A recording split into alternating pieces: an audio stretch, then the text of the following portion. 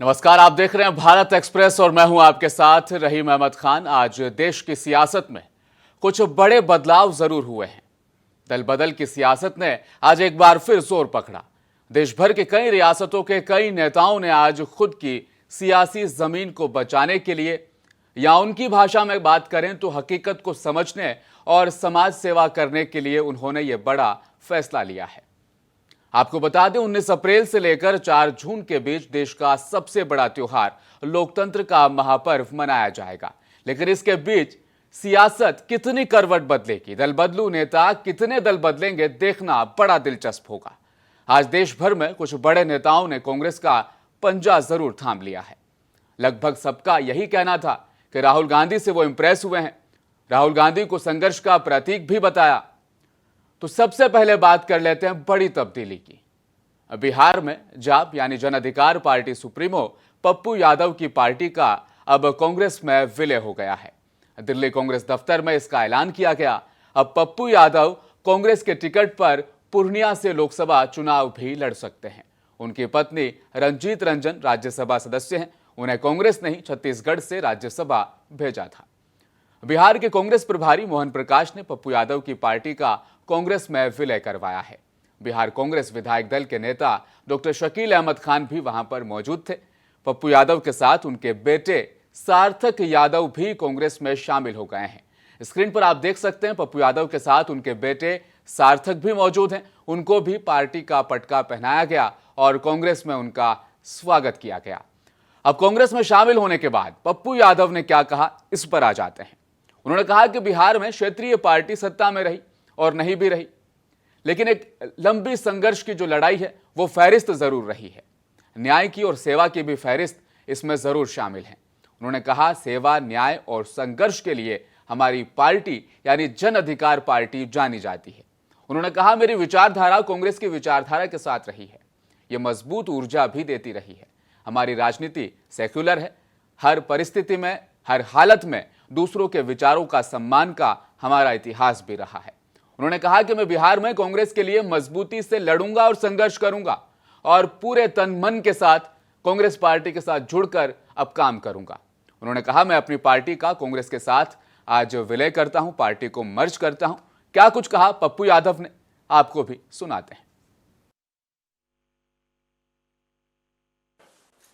जन अधिकार पार्टी जो लगातार 3 चुनाव लड़ी, 2 विधानसभा, 1 लोकसभा और क्षेत्रीय पार्टी, बहुत सारे बिहार में सत्ता में भी रहे और कुछ पार्टी सत्ता में नहीं रहे। एक संघर्ष की एक बड़ी लंबी फिरहस्त है इस पार्टी की, न्याय की और सेवा की। हमारी पार्टी सेवा, न्याय और संघर्ष के लिए जानी जाती है। हम जब भी 5 बार सांसद रहे, 1 बार एमएलए रहे। हमारी पूरी विचारधारा कांग्रेस की आइडियोलॉजी के साथ और ख़ास तौर पे कांग्रेस परिवार, कांग्रेस की विचारधारा हमें हमेशा एक मजबूत ऊर्जा देती रही है।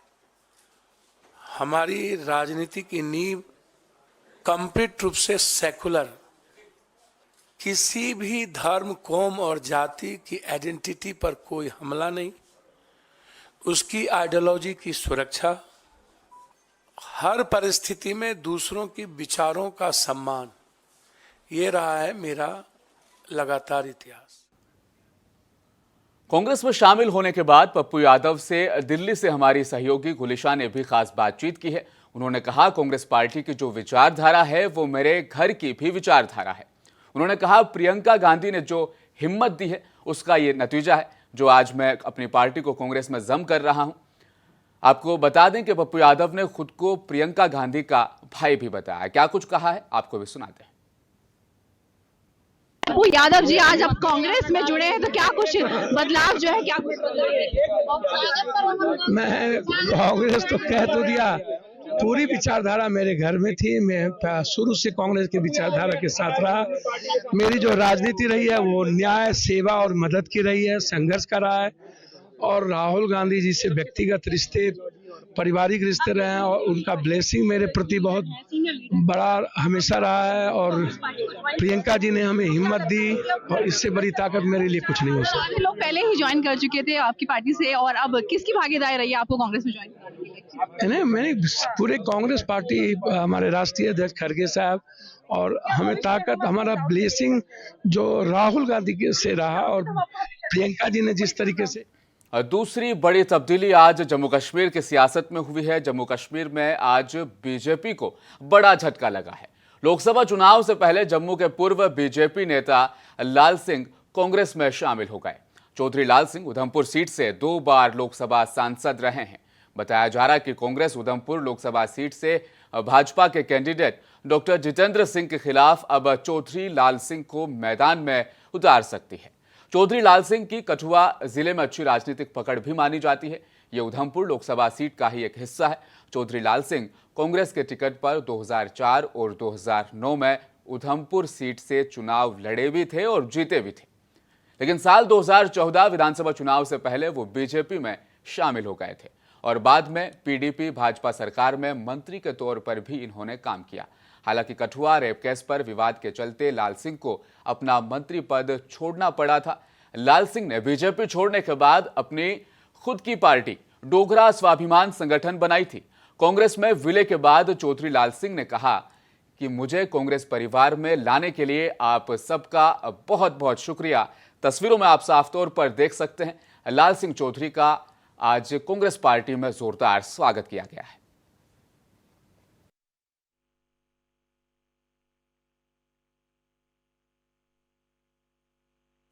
जब भी खड़ा होता हूं, कहीं खड़ा होता हूं, तो सरकार बनती है, एक बात नोट कर लेना आप सारे। ये मैं नहीं जानता कि वो क्यों होता है ऐसा, और कभी सोचा नहीं होता कि इसकी सरकार बनेगी। मैं 2004 में आया था यहाँ, आपको सबको याद होगा। 2002 की पहले बना के आया था जम्मू कश्मीर में। जब 4 में आया तो शाइनिंग इंडिया था उस समय, कहाँ गया? ये बात याद रख लेना सारे। फिर बन जाती है तो फिर बाद में आदमी कहता है नहीं नहीं नहीं भाई, मैं आप ही का था। तो बेटर है कि पहले हम सारे एक दूसरे से इकट्ठे हो जाएं। और दूसरी बार जब यहाँ से इन्होंने मुझे मेरी टिकट, अयाज साहब मेरे बड़े लीडर हैं, हाँ भाई, टिकट ले गए थे, आप सब बड़े रोए थे आप सारे लोग। मेरा इतना कद नहीं था, लेकिन 5 फुट 4 इंच हूँ, प्योर डोगरा हूँ। डोगरा कौन होता है? जो देश में सबसे ज्यादा कुर्बानियों में, अभी क्यों इसका नोटिस करोगे, सबसे बड़ी सरहद हमने बनाई है, मेरे बुजुर्गों ने बनाई है। कभी बीजेपी में मंत्री रहे चौधरी लाल सिंह ने बीजेपी से अपना नाता तोड़ने के बाद आज बीजेपी पर जमकर उन्होंने हमला बोला है। उन्होंने कहा कि मैं जिस किसी भी दल में जाता हूं उसकी सरकार जरूर बनती है। यानी उनका ये कहना साफ तौर पर यही था कि अब वो कांग्रेस में शामिल हुए हैं तो 2024 में कहीं ना कहीं कांग्रेस की सरकार बनने जा रही है। उन्होंने कहा मैंने डोगरा स्वाभिमान संगठन का अब कांग्रेस में विलय कर दिया है। साथ ही उन्होंने यह भी कहा जम्मू कश्मीर की दशा और दिशा बर्बाद हो रही है, उसे संभालना हमारी जिम्मेदारी है।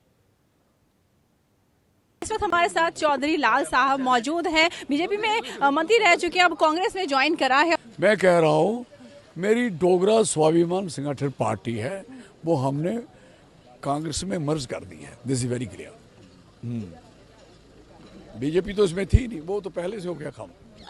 अच्छा, जम्मू कश्मीर के लिए क्या कहेंगे? जम्मू कश्मीर 370 के बाद क्या कुछ दशा? जम्मू कश्मीर की दशा और दिशा बड़ी बर्बाद हो चुकी है। उसको संभालना बचाना मेरे लिए प्रायोरिटी है। उसको बचाएंगे, संभालेंगे उसको। This is very clear. प्रधानमंत्री ने कहा है कि अब की बार 400 पार, इस ना कह देना, उनको अधिकार है, फंडामेंटल राइट है, कह सकते हैं। उसको कौन रोक सकता है? उनको कह सकते हैं। शुक्रिया हमसे बात करने के लिए। थे हमारे साथ चौधरी लाल साहब। मुंसिफ टीवी के लिए गुलिशाह, दिल्ली। लोकसभा चुनाव से पहले कांग्रेस में एक और खास चेहरा आज शामिल हो गया है। हम बात कर रहे हैं कुंवर दानिश अली की। अपने बयानों को लेकर बेहद सुर्खियां बटोरने वाले दानिश अली ने भी आज पंजा थाम लिया है। आपको बता दें, जब सदन की कार्रवाई के दौरान रमेश बिधूड़ी ने दानिश अली को अपशब्द कहे थे, तब दानिश अली के समर्थन में कांग्रेस पार्टी ने खुलकर बयान भी जारी किए थे। कभी बहुजन समाज पार्टी के सदस्य रहे दानिश अली, आज कांग्रेस पार्टी का उन्होंने दामन थाम लिया है। आप स्क्रीन पर साफ तौर पर देख सकते हैं कांग्रेस का पटका, कांग्रेस का खंडवा उन्होंने अपने गले में अब डाल लिया है। नई दिल्ली में कार्यक्रम के दौरान दानिश अली को कांग्रेस की सदस्यता आज दिलाई गई। पवन खेड़ा वहां पर खुद मौजूद थे। लोकसभा चुनाव से पहले कांग्रेस के पाले में अब एक और अहम चेहरा शामिल हो गया है। दानिश अली को अब कांग्रेस अमरोहा सीट से चुनाव भी लड़वा सकती है। इससे पहले दानिश अली राहुल गांधी की भारत जोड़ो न्याय यात्रा में भी शामिल हो चुके हैं। आज कांग्रेस पार्टी की सदस्यता ग्रहण करते हुए क्या कुछ कहा दानिश अली ने, आपको भी सुनाते हैं। जो देश की परिस्थितियां हैं वो किसी से छुपी नहीं है। एक तरफ विभाजनकारी शक्तियां और दूसरी तरफ देश के गरीब, शोषित, वंचित, पीड़ित लोगों को न्याय दिलाने के लिए संघर्ष करने वाली शक्तियां हैं। तो चॉइस बहुत साफ है कि जहां पर हम जिस दोराहे पर खड़े हैं, आज वो फैसला लेने का वक्त आ गया था कि हमें अगर विभाजनकारी शक्तियों से लड़ना है तो राहुल गांधी जी के नेतृत्व में इंडियन नेशनल कांग्रेस के अध्यक्ष मल्लिकार्जुन खड़गे जी, हमारी सबकी त्याग की देवी श्रीमती सोनिया गांधी जी, प्रियंका जी, हमारे अविनाश पांडे जी जो जनरल सेक्रेटरी इंचार्ज हैं यूपी के सी वेणुगोपाल जी, इन सब लोगों से मेरी लगातार बात हुई। हमारे प्रदीप नरवाल जी, पवन खेरा जी हमारे पुराने मित्र हैं, धीरज गुजर जी, पूनिया जी, सब लोग। तो मतलब अब कोई जो आगे का रास्ता है वो जिस आइडियोलॉजी को लेकर के हम छात्र राजनीति से संघर्ष करते हुए यहाँ तक पहुँचे हैं, उसमें कहीं ना कहीं हम जहाँ पर हैं थे वहाँ दिक्कतें और कुछ नहीं, सिर्फ जिस ऊर्जा के साथ हम लड़ना चाहते हैं उन विभाजनकारी शक्तियों से, उसमें कहीं हमारे साथ कुछ दुश्वारियां पैदा हो रही थी। तो इसलिए ये फैसला, क्योंकि मैंने इसलिए कि पहले ही सेंटेंस में ये कह दिया कि आप इससे पहले सवाल पूछते तो मैं पहले ही उसका जवाब दे। कांग्रेस में शामिल होने के बाद दानिश अली ने मुंसिफ टीवी को बताया, कांग्रेस में शामिल होने की वजह बिल्कुल साफ है। जनता के मुद्दे कांग्रेस पार्टी और राहुल गांधी इस वक्त उठा रहे हैं। हमारी एनर्जी, हमारी ऊर्जा का सही इस्तेमाल कांग्रेस पार्टी में ही होगा, इसलिए मैं आज कांग्रेस पार्टी में शामिल हो रहा हूं। अमरोहा से सांसद रहे दानिश अली आज कांग्रेस में शामिल हो चुके हैं। दानिश जी, क्या वजह रही आप कांग्रेस के साथ जुड़े? देखिए, वजह सीधी साफ है कि जिन इश्यूज को लेकर के हम संघर्ष कर रहे हैं, उन्हीं इश्यूज को लेकर के राहुल जी कांग्रेस पार्टी, तो हम ये समझते हैं कि हमारी ऊर्जा का, हमारी एनर्जी का सदुपयोग जो है वो कांग्रेस पार्टी में होगा, इसलिए हमने कांग्रेस पार्टी ज्वाइन की। अमरोहा से अगर आपको उम्मीदवार बनाया जाता है तो किस तरह की तैयारियां हैं? अमरोहा से मैं इतना कह सकता हूँ, अगर पार्टी हमारे ऊपर विश्वास जताती है तो पिछली बार से ज़्यादा मार्जिन से हम जीत के आएंगे। बीजेपी का लगातार कहना है कि वो 80 में से 80 सीट लेने के आने वाली है उत्तर प्रदेश में, और इंडिया अलायंस की किस तरह टक्कर देने के लिए तैयार है? देखिए, ये खाली मीडिया के अंदर हाइप क्रिएट किए हुए बीजेपी, ग्राउंड पे ऐसा नहीं है। 2004 में भी इसी तरीके का इंडिया शाइनिंग चल रहा था, लेकिन जब रिजल्ट्स आए तो बीजेपी विपक्ष में चली गई। तो ऐसा कुछ नहीं है, ऐसा कुछ नहीं है।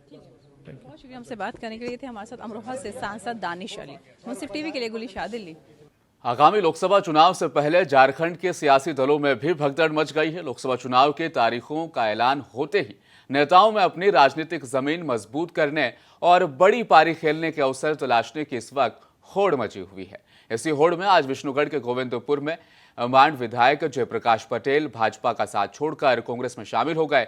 जेपी पटेल मांडू विधानसभा से 3 बार से विधायक रह चुके हैं। उन्होंने आज दिल्ली में अखिल भारतीय कांग्रेस कमेटी दफ्तर दिल्ली में पार्टी की सदस्यता ले ली है। इस दौरान मीडिया विभाग के चेयरमैन पवन खेड़ा, झारखंड कांग्रेस कमेटी के प्रभारी गुलाम अहमद मीर, प्रदेश अध्यक्ष राजेश ठाकुर और झारखंड के संसदीय कार्य मंत्री और विधायक दल के नेता आलमगीर आलम भी मौजूद थे।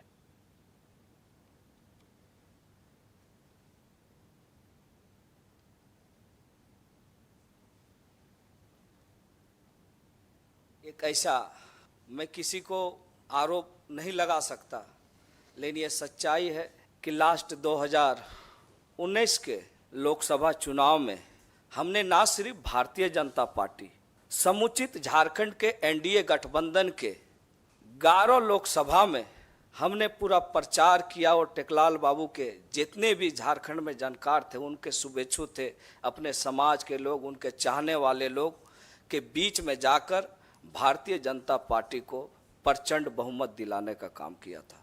और उनके अलाय दल आजसू का भी मैंने प्रचार किया। परिस्थिति कुछ ऐसी थी, हमें लगा कि कुछ हमें झारखंड के लिए, लोगों के लिए, और हमारे पिता टेकलाल महतो जो झारखंड आंदोलन के एक अग्रणी योद्धा थे, आज झारखंड की राजनीतिक पृष्ठभूमि को खोजा जाए, राजनीतिक चर्चाएं अगर चलेंगे झारखंड अलग राज्य के आंदोलन को, तो स्वर्गीय विनोद बिहारी महतो, शिबू सोरेन के बाद तीसरे ये में टेकलाल महतो जी का नाम था। और पूरे जो इलाके हैं, उत्तरी छोटा नागपुर, चाहे कोल्हान का हो, सभी जगह टेकलाल बाबू का अपना प्रभाव था। और मुझे लगा कि टेकलाल बाबू के सपनों को, टेकलाल बाबू के जो सपने थे झारखंड को संवारने का, आगे बढ़ाने का, चूंकि अलग राज्य हमें मिल चुका था, तो मुझे लगा कि एनडीए गठबंधन में जाके झारखंड में कुछ हम लोग ऐसा करेंगे। आपको बता दें, आज अलग अलग पार्टी के नेताओं ने अपनी पार्टी का दामन छोड़ के कांग्रेस का हाथ थाम लिया है। अब इस पूरे मामले पर झारखंड के कद्दावर नेता मंत्री आलमगीर आलम ने मुंसिफ टीवी को दिए गए अपने एक्सक्लूसिव इंटरव्यू में कहा, अभी तक की हमारी यात्रा अलग अलग राज्यों से होकर गुजरी थी। वो भारत जोड़ो न्याय यात्रा का जिक्र कर रहे थे। उन्होंने कहा कि आखिर यही वजह है कि अलग अलग राज्यों के अलग अलग पार्टी के लोग अब अपनी पार्टी का दामन छोड़कर कांग्रेस का पंजा थाम रहे हैं। हमारी यात्रा से प्रभावित होकर, राहुल गांधी से इंप्रेस होकर अब लोग कांग्रेस में शामिल हो रहे हैं। हमें पूरा यकीन है कि कांग्रेस 2024 में अपनी सरकार बनाएगी और इसी के साथ झारखंड की भी स्थिति बदलेगी। क्या कुछ कहा उन्होंने, आपको भी सुनाते हैं। इस वक्त हमारे साथ आलमगीर आलम साहब मौजूद हैं। आज कांग्रेस दफ्तर का जो माहौल है वो एकदम अलग देखने को मिला। कोई जम्मू कश्मीर से, कोई उत्तर प्रदेश से, कोई बिहार से, अलग अलग राज्यों से लोग ज्वाइनिंग आज कांग्रेस में करी है। इसको लेकर क्या कहना चाहेंगे आप? देखिए, राहुल जी का जो यात्रा विगत दिनों में एक बार हुआ था कन्याकुमारी से लेकर कश्मीर तक, और दोबारा जो नए यात्रा में और नए यात्रा के साथ साथ उन्होंने लोगों के बीच में 5 चीज़ों की गारंटी के बारे में जो बताए, तो उससे लोग प्रभावित होते हैं। आज लोग चाहते हैं कि महिला पर अत्याचार नहीं हो, उसका गारंटी हमें चाहिए। जो बेरोजगार घूम रहे सड़क पर, उसको रोजगार होनी चाहिए, उसका भी एक गारंटी होनी चाहिए। इसी तरह जो 5 के अलावा और भी मैनिफेस्टो में लिया गया है, एक गारंटी किसानों का दोहरी जो है लाभ होना चाहिए, एमएसपी के तहत उसको पैसा मिलना चाहिए। एक गारंटी अगर हमारी सरकार आती है तो निश्चित तौर पर हम करेंगे। स्वास्थ्य के लिए भी उन्होंने गारंटी दिया। तो लोग को लगता है कि देश में एक ऐसा पार्टी जो हर तबके, हर समाज के लोगों को के बारे में सोचते हैं। और भारत देश की पहचान भी है कि हम सब मिलकर एक देश है, ना यहाँ पर कोई मजहब है, ना कोई धर्म है, और ना कोई भाषा का कोई व्यवधान है। तो एक चीज जो दिखाई दे रहा है वो सिर्फ और सिर्फ कांग्रेस पार्टी में दिखाई दे रहा है, या कांग्रेस गठबंधन में दिखाई दे रहा है, इंडिया गठबंधन में दिखाई दे रहा है। इसलिए लोगों का आज देखे आप, एक एक करके लोग का ज्वाइनिंग हो रहा था। हमारा झारखंड से भी ज्वाइनिंग आज हम लोगों ने किए हैं। जो भारतीय जनता पार्टी के वर्तमान एमएलए भी हैं, और कोई जिसको हम लोग सचेतक कहते हैं, सचेतक भी है, वो ज्वाइन किया है।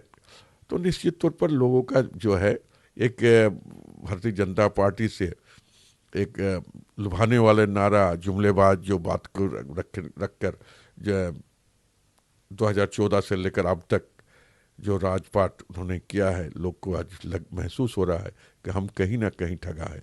चाहे वो 5-15 लाख रुपया बैंक अकाउंट का आने की बात हो, चाहे किसानों के दोहरी लाभ की बात हो, चाहे 2 करोड़ नौजवानों की रोजगार की बात हो, आज महसूस हो रहा है। इसलिए लोग आज ढेर सारे लोग ने आज जो है झारखंड की अगर बात करें तो पिछले दिनों काफी उठापटक वहां पे देखने को मिला है, चाहे हेमंत सोरेन की गिरफ्तारी हो, फिर चंपई सोरेन का मुख्यमंत्री बनना हो, अब पूर्व मुख्यमंत्री हेमंत सोरेन की भाभी सीता सोरेन उन्होंने कल बीजेपी को ज्वाइन किया, काफी नाराज बता रही थी वो अपनी पार्टी से। हो रहा, इसीलिए लोग आज ढेर सारे लोग ने आज जो है झारखंड की अगर बात करें तो पिछले दिनों काफी उठापटक वहां पे देखने को मिला है, चाहे हेमंत सोरेन की गिरफ्तारी हो, फिर चंपई सोरेन का मुख्यमंत्री बनना हो, अब पूर्व मुख्यमंत्री हेमंत सोरेन की भाभी सीता सोरेन उन्होंने कल बीजेपी को ज्वाइन किया, काफी नाराज बता रही थी वो अपनी पार्टी से कि जेएमएम ने उनकी जो सुनना चाहिए था, जो सम्मान देना चाहिए था, वो उन्होंने नहीं दिया है।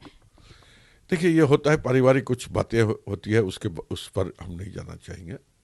लेकिन एक चीज हम कहना चाहते हैं कि हर चीज जो है एक सीमाएं का अंदर में वो रहती है और कैपेबल होता है, काम करने की क्षमता, बोलने की क्षमता, कार्यकुशलता है, तो पार्टी के राजनीति में ये भी चीज देखा जाता है। ये बात सही है कि सीता सोरेन जी है, दुर्गा सोरेन जी का पत्नी है, लेकिन हम जहां तक देख रहे हैं कि लोगों का कहना है कि कुछ ऐसा प्रेशर था सीता सोरेन के ऊपर जो वो अपना परिवार रिश्ता को छोड़कर भारतीय जनता पार्टी में गए। उनका भी कुछ मामला चल रहा था जो विगत दिन में देखे होंगे, जो क्या बोलते हैं राज्यसभा का मेंबर लेकर।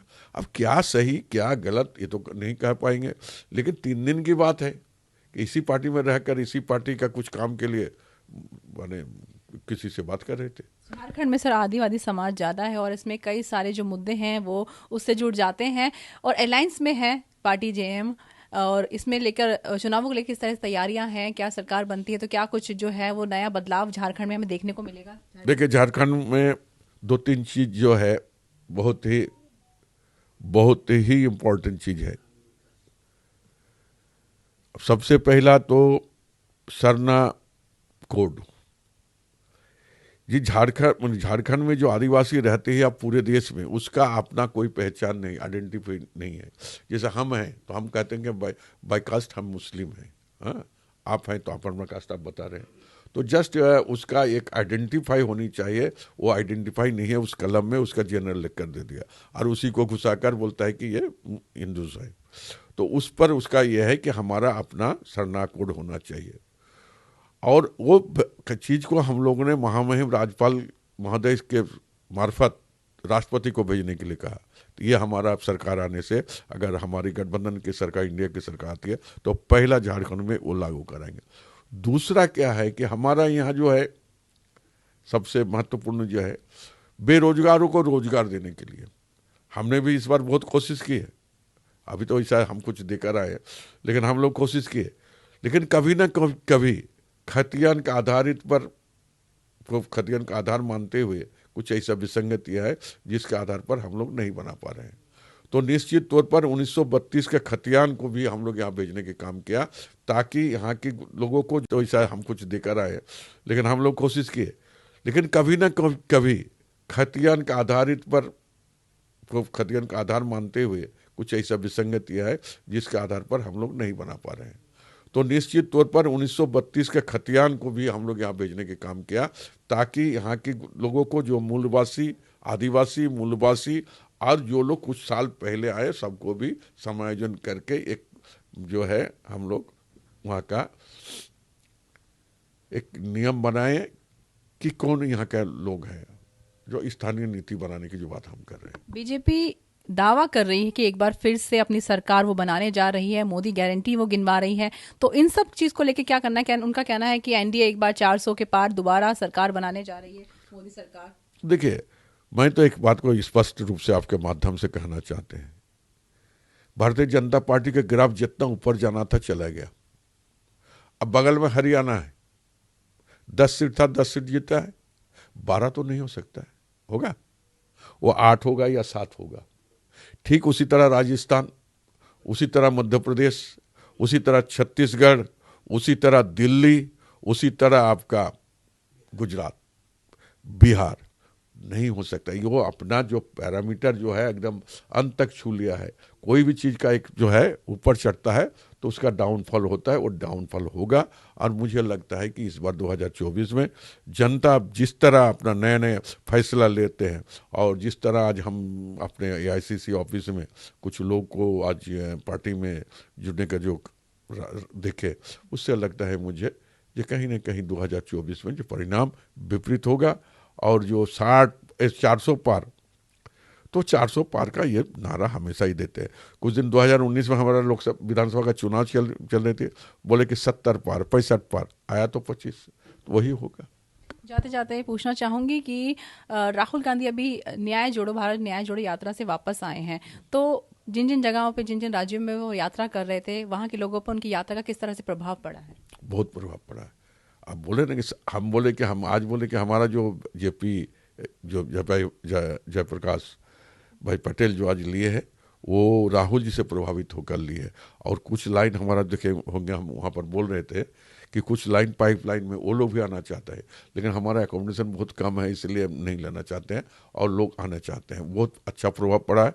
और राहुल जी जो नए गारंटी यात्रा जो चलाया है, वो लोगों को लगता है अगर वो इस देश में लागू हो जाता है तो हमारा देश खुशहाल हो जाएगा। यहाँ पर अमीर और गरीब की जो खाई है वो दूर हो जाएगी। बहुत बहुत शुक्रिया हमसे बात करने के लिए। तो ये थे हमारे साथ आलमगीर आलम साहब, झारखंड से मंत्री हैं। मुंसिफ टीवी के लिए गुलिशा, दिल्ली। लोकसभा चुनाव के ऐलान के बाद अब कई नेता दल बदलेंगे, क्योंकि देश में आयाराम गयाराम की परंपरा को जिंदा रखने की कसम या जिम्मेदारी देश के सियासतदानों ने ले रखी है। वैसे आज कांग्रेस का पलड़ा भारी रहा। चुनाव की तारीखें जैसे जैसे नजदीक आएंगी, वैसे वैसे दल बदलने वाले नेताओं की फहरिस्त भी लंबी होती जाएगी। भारत एक्सप्रेस में फिलहाल आज के लिए इतना ही। देश और दुनिया की सभी बड़ी खबरों पर अपनी नजर बनाए रखने के लिए देखते रहिए मुंसिफ टीवी न्यूज। मैं लेता हूं आपसे इजाजत। अपना ख्याल रखिएगा। नमस्कार।